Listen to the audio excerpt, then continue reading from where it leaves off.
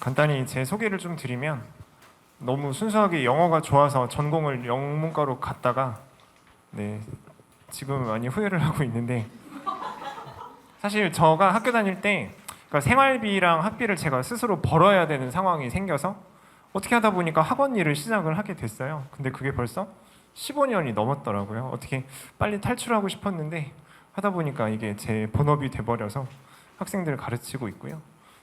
제가 영어를 가르치는 것도 너무나 중요하지만 제가 원래 또 입시에도 관심이 많았고 우리 학생들 어쨌든 공부를 하게 만들어야 되는 입장이다 보니까 평소에 입시에 대해서도 학생들하고 진학지도 꾸준히 상시를 하고 있습니다.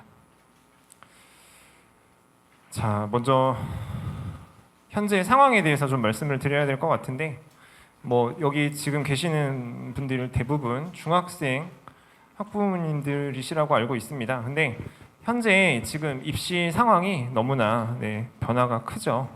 아시다시피 내년부터는 완전히 입시가 큰 틀에서 한번 바뀌게 되고요. 또 이번에 6월 평가원 모의고사가 얼마 전에 있었는데 지금 현장에서는 난리도 아닙니다. 생각보다 지난 수능이 어려웠는데 그래서 이번 6월은 조금 쉽게 나오지 않을까라고 생각들을 했지만 영어를 비롯한 국어, 수학 전부 다 어렵게 나와서 학생들이 지금 굉장히 많이 정신적으로 힘들어하고 있는 상황이고요. 그다음 이제 영어를 좀 말씀을 드리면 아시다시피 영어는 수능에서 절대평가 과목이기 때문에 학생들이 예전보다 공부를 많이 하지는 않습니다. 근데 이번에 지금 정확한 채점 결과가 물론 나와봐야 알겠지만 1등급을 받은 학생들의 수가 2%, 3% 정도 된다라는 이야기까지 나오고 있는 상황입니다. 사실 상대평가로 해도 1등급이 4%가 나오는 건데 절대평가 영어가 1등급이 2, 3%밖에 안 된다. 이거는 사실은 난이도에 문제가 좀 많이 있는 거죠. 근데 이제 왜 그렇게 됐는가를 말씀을 좀 드리면 앞서 이야기한 것처럼 학생들이 예전만큼 영어를 열심히 공부하지 않습니다. 아무래도 국어나 수학 같은 경우에 좀 더 끝까지 열심히 공부를 하는 경향이 있는데 영어 같은 경우에는 우리 아이가 영유부터 시작을 해서 영어를 지금 10년 넘게 공부를 하고 있는데 이 정도면 잘하지 않을까요? 라고 생각하시는 학부모님들이 굉장히 많아요. 근데 현실에서 제가 접하는 아이들의 실력은 솔직히 해를 거듭할수록 영어에 한해서는 떨어지고 있습니다. 그래서 제가 오늘 이 기회를 빌어서 말씀을 좀 드리고자 싶은 부분은 우리 아이들이 영어 공부를 고등학교 가서 그리고 대학을 잘 가기 위해서 영어 공부를 어떻게 해야 하는지를 좀 말씀을 드리고 싶고요. 이 절대평가 수능 영어 과목이 난이도가 어렵게 나오면 가장 큰 문제가 대개 이제 영어를 가지고 최저학력 기준을 맞추려고 노력들을 많이 하죠. 왜냐하면 영어는 어차피 90점만 넘으면 1등급이 나오는 과목이기 때문에 그 수시에서 최저학력 기준을 적용해서 지원을 하는 친구들은 기본적으로 영어는 1등급을 받고 들어간다는 생각을 합니다. 근데 만약에 거기서 실전에서 영어가 1등급이 안 나와버리면 이 모든 입시 계획이 다 틀어지게 되는 거예요.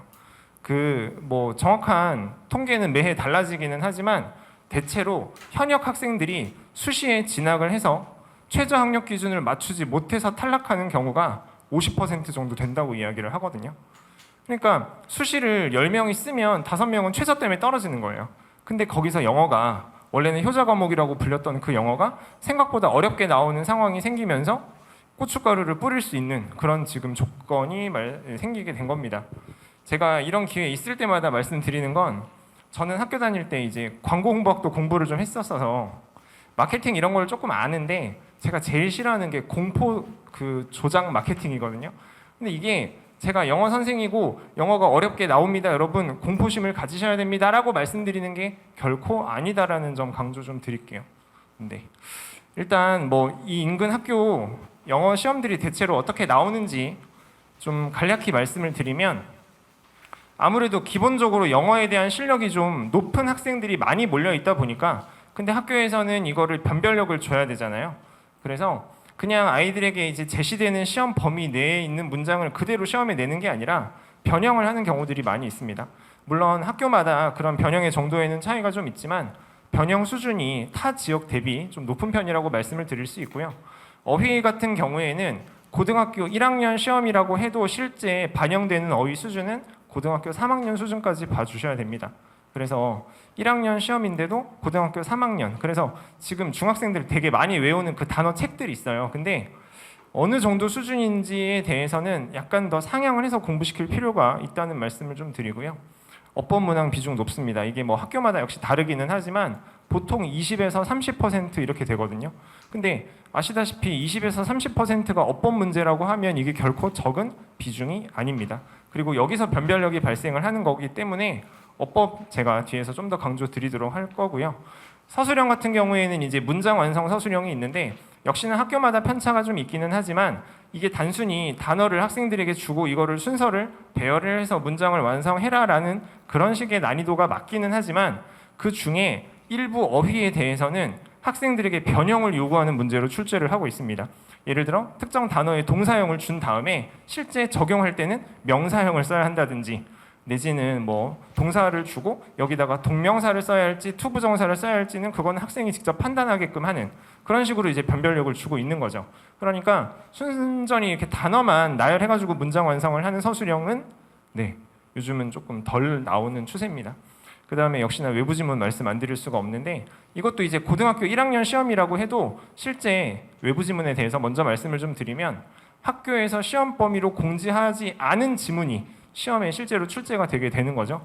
이건 이제 학교마다 좀 그 뭐 학교마다 또 그 시험마다 그 어떤 개수의 차이가 좀 있는데 가장 가까이 있는 양정고를 기준으로 좀 말씀을 드리면 1학년 1학기 때는 대개 한 4문제 정도로 시작을 합니다. 외부 지문 수가요. 전체 문항 중에서. 그러다가 이제 2학년 2학기 기말고사쯤 가면 외부 지문이 한 8문제까지 나옵니다. 사실 4문제만 해도 아이들이 처음 보는 지문이기 때문에 굉장히 어렵게 생각을 하는데 이게 이제 학기를 거듭할수록 외부 지문이 비약적으로 늘어나게 되는 거죠. 근데 그 수준이 가져오는 걸 보면 되게 고등학교 3학년 과거에 예전에 있었던 문제집에서 이렇게 발췌를 하거나 심지어 그거를 그냥 가져와도 어려운데 더 어렵게 변형하는 경우도 있었습니다. 그래서 이런 것들이 이제 이 주변 학교들 영어 내신 시험의 특징이라고 말씀을 드리고요. 이제 여기서 좀 우리 아이들이 공부를 특히 영어 공부를 어떻게 했으면 좋겠다에 대해서 제가 좀 말씀을 드릴 건데 가장 이제 어머님들이 많이 하시는 말씀이 그거예요. 우리 애가 영어를 대체 몇 년을 공부를 했는데 아직도 이 영어를 어렵다고 하니 너무 난감하다. 근데 여기서 물론 여러 가지 요인이 있겠지만 제가 한 가지 짚어드리고 싶은 것은 되게 아이들이 어렸을 때 공부하는 영어 방식이 이 고등학교 내지는 대입에 나오는 그런 수능형 문제하고는 사실 좀 달라요. 뭐 특히 어학원 같은 경우를 좀 오래 다니는 친구들이 있잖아요. 그런 친구들 되게 중학교 정도 돼도 단어도 많이 알고 뭐 유창한 것 같고 읽으면 무슨 말인지 다 알겠대요. 그런데 사실 아직 우리나라 현실에서는 고등학교에서 문제를 출제를 할 때 그 되게 미묘한 어법 같은 거를 가지고 이렇게 변별력을 내는 그런 문제를 많이 출제를 한단 말이죠. 근데 어학원 같은 데에서는 그런 대비가 상대적으로 좀 덜 이루어지는 게 사실입니다. 그래서 저는 어렸을 때부터 뭐 완전히 수능형 공부를 시켜야 된다 여기에 대해서는 저는 100% 반대하는 입장이지만 적어도 중학교 1학년 2학기 내지는 중학교 2학년 정도는 이 고등학교에서 나오는 영어에 맞춰서 영어를 좀 가르치시고 공부를 시키실 필요가 있다고 저는 생각을 하고요. 어휘 같은 단어 같은 경우에는 사실 외우기 좋아하는 애 아무도 없어요. 전교 1등급 받는 애들도 단어 외우는 건 다 하나같이 싫어합니다. 근데 그 싫어하는 거라고 우리가 안 할 수는 없잖아요. 되게 아이들 중학교 때는 영어를 좀 했다고 하는데 고등학교 때 와서 이렇게 꺾이는 아이들을 보면 죽어도 단어 외우기 싫은 아이들. 사실 단어는 그렇죠. 저도 영어 전공했지만 제가 단어를 아이들보다 많이 아는 이유는 단 하나입니다. 제가 많이 봤기 때문이죠. 저는 직업이 그렇고 영어를 좋아하기도 했고 대학에서 영어를 전공을 했기 때문에 영어를 접할 기회가 아이들에 비해서 훨씬 많았잖아요. 그래서 제가 단어를 더 많이 아는 것뿐입니다. 제가 영어에 특출난 재능이 있어서가 아니라. 근데 이 사실을 우리 아이들은 알지 못하죠. 하기 싫으니까. 그래서 단어에 대한 노출 굉장히 중요하고 앞서 말씀드린 어법을 좀 고등학교 시험에 대비할 수 있는 식의 어법 이런 부분에 대해서 좀 어머님들께서 방법론을 찾아서 고민을 해주셔야 되고요. 한 가지 더 말씀을 드리면 이게 근데 이제 중학교 수준에서 어떤 영어 문법을 가르치는 선생님들을 탓하는 게 아닙니다. 왜냐하면 우리 아이들이 이렇게 자라오면서 언어적인 능력이라는 게 발달을 하잖아요. 저도 이제 어쨌든 언어학을 전공을 한 거기 때문에 그런 발달 과정에 대해서 배웠는데 이게 한 중학교 2, 3학년 정도는 돼야 아이들이 언어에 대해서 또 국어 시간에, 영어 시간에 언어에 대해서 그 특징들을 배우기 시작을 하죠. 예를 들어 뭐 주어는 어떻고 동사는 어떻고 관형어가 어떻고 아는 문장이 뭐고 안긴 문장이 뭐고 이런 개념이 정립되는 시기가 사실은 중학교 들어가서거든요. 근데 그 국어 시간에 주로 언급되는 그런 어법들이 사실 영어하고도 굉장히 밀접한 관련이 있습니다. 물론 같은 언어이기 때문에 그렇죠.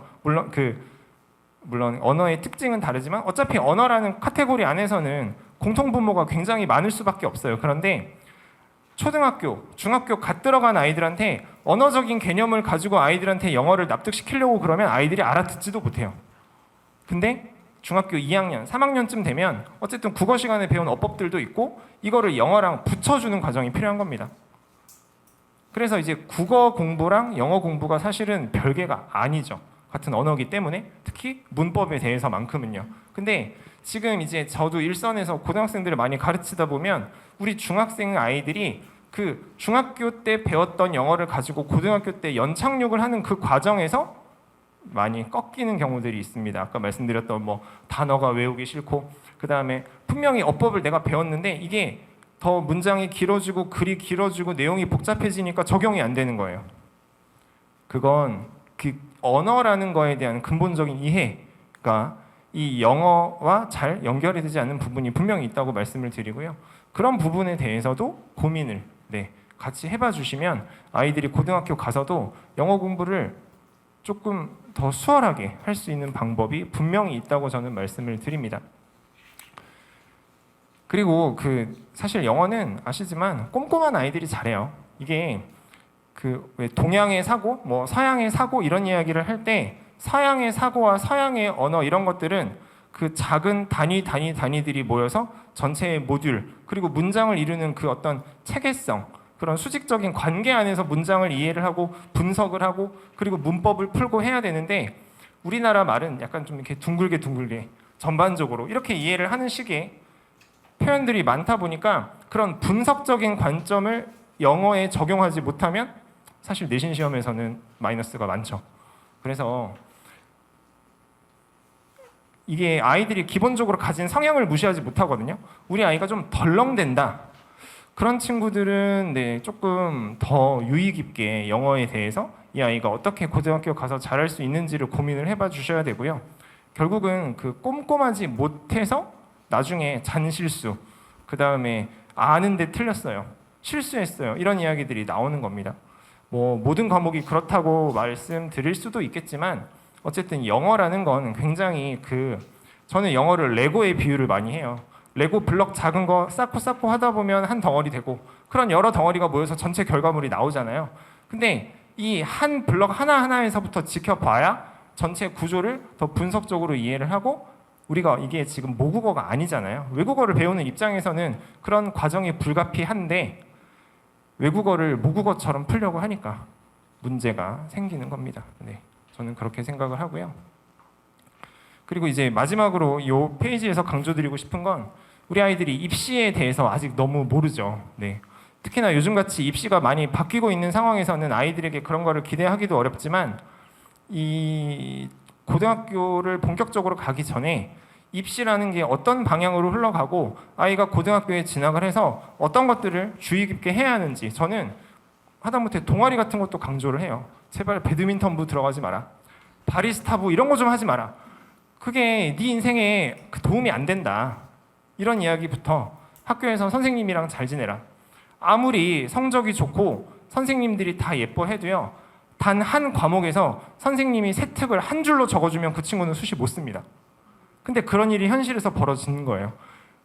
그 선생님과의 어떤 관계성 내지는 아이가 다 열심히 해도 단 한 과목에서 불성실하게 하면 간혹 어떤 선생님들은 500자를 적어줘야 되는데 정말 한 줄만 적어주시는 분들이 계세요. 그거 다른 거 아무리 다 좋아도 좋은 대학 가기 힘듭니다. 수시로. 그러면 이제 선생님들하고의 어떤 관계성도 사실은 되게 중요한데 우리 아이들은 그런 걸 잘 모르죠. 그래서 그런 부분들에 대한 강조 이런 것들이 사실 이 시기에는 가장 필요하다고 보고요. 입시 이게 저는 그래요. 고등학생이라는 게 자기 인생에 대해서 처음으로 책임지기 시작하는 시기라고 저는 생각하거든요. 왜냐하면 고등학교 때 그 쌓아온 모든 기록들을 가지고 대학을 가는 거니까요. 근데 우리 아이들은 그걸 잘 모르죠. 그래서 그런 것들을 지금 한 중학교 3학년, 사실 중학교 1, 2학년은 조금 이르고요. 그래도 한 중학교 3학년 정도 되면 그런 부분에 대해서 조금 관심을 갖고 아이들과 이야기를 나눠주심이 좋지 않나, 네, 이렇게 말씀을 드립니다. 저 같은 경우에는 제가 납득하지 못하는 수업은 하지 않기 때문에 제가 앞서 말씀드렸던 뭐 어법이라든지 또 제가 강조하는 어휘들에 대해서 학생들에게 이해시키는 수업을 하려고 일단 노력을 많이 하고요. 사실 영어 잘 가르치시는 분들도 워낙 많고 또 선생님들도 워낙 많으니까 선택지가 많으실 줄은 알지만 어쨌든 저는 영어에 대해서 오래 공부를 했고 또 이런 일들을 워낙 많이 겪어와서 학생들이 어떤 게 부족하고 어떤 것들을 키워야 이 학생이 추가적으로 점수를 올릴 수 있는지, 또 나중에 대학을 가기 전에 어떤 부분들을 하다못해 선생님들과의 어떤 관계성이라든지 동아리는 어떻게 선택을 해야 하는지, 그 다음에 학교 활동을 어디까지 하고 어디까지 하지 말아야 되는지는 물론 입시 전문가 선생님들 많이 계시지만 저는 학생과 항상 호흡하는 사람이기 때문에 그 친구의 특성을 알고 잘 말씀드릴 수 있다라는 측면은 좀 있죠. 네, 그렇습니다. 네, 다 자료에 나와 있는 거고 다른 선생님들과 대동소이한 부분이 있을 거예요. 조금 더 강조를 드리면 저는 그 어법에 대해서 그리고 어휘에 대해서 가장 두 가지를 많이 강조를 하는 편이고요. 우리 아이들이 어떤 부분이 납득이 안 가는지를 경험상 제가 직접 겪어와서 알고 있기 때문에 그런 부분들을 이해시키는 수업을 하고 있고, 어휘 같은 경우에도 이제 이건 사실 유행이라는 게 있거든요. 어휘라는 게 그 큰 틀에서 사실 요즘 수능으로 따지면 어휘가 많이 쉬워지고 있습니다. 네, 그래서 그런 부분에 대해서 예전에는 아이들에게 강조를 해야 했던 단어가 오늘날에는 굳이 강조를 하지 않아도 되는 경우들도 사실 분명히 있어요. 그런 흐름들을 저는 경험적으로 또 알고 있기 때문에 아이들에게 수업을 할 때 그런 부분에 대해서 선별적으로 제시를 하고 있고요. 아이들이 단어를 무작위적으로 이렇게 받아들이는 걸 제일 힘들어하기 때문에 최대한 기억하기 좋게 비슷한 단어들, 반대 의미 단어들, 또 파생어가 같은 단어들 이런 식으로 묶어서 학생들에게 제시를 하려고 하고 있습니다. 또 이제 중요한 게 어차피 고등학교 내신이나 또 수능 영어나 문제 유형이 결정되어 있죠. 근데 그 문제 유형별로 우리 아이들이 접근을 하는 방법론이 다 있습니다. 이 글에서는 어떻게 주제를 찾아야 되고 이런 유형인 경우에는 어디서 근거를 찾아서 어떻게 문제를 효율적으로 효과적으로 풀어야 하는지에 대한 방법론, 이런 것들도 이제 학생들을 저는 이제 예비고일 맡을 때부터 그런 것들을 많이 제시를 하고 연습을 시키고 있습니다.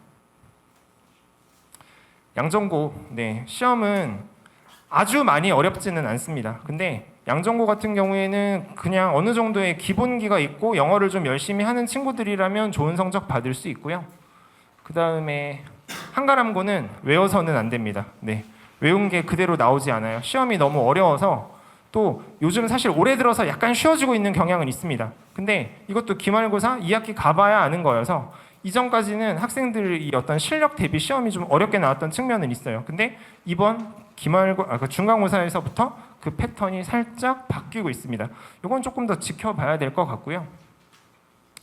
강서고는 네, 시험 어렵죠. 근데 한가람고랑 양전고 시험을 섞어두면 강서고 시험이 된다고 보시면 돼요. 이게 남자 학교다 보니까 어법 중요하고 그 다음에 외부 지문 많이 나오는데 거기다가 변형을 더해서 한가람고의 어떤 성격과, 한가람고는 변형이 워낙 많거든요. 근데 강서고가 한가람고보다는 적습니다. 변형은. 대신에 지문이 많고 범위가 많아서 아이들이 공부하기 좀 까다로워하는 부분이 있죠. 두 학교의 특징을 섞는 내신이 강서고라고 봐주시면 되고요. 네, 이제 저에게 주어진 시간이 거의 마무리가 돼서 나머지 자료들은 가지고 계신 핸드아웃 참고해 주시면 좋을 것 같습니다. 네, 여기까지 발표 마치겠습니다. 감사합니다.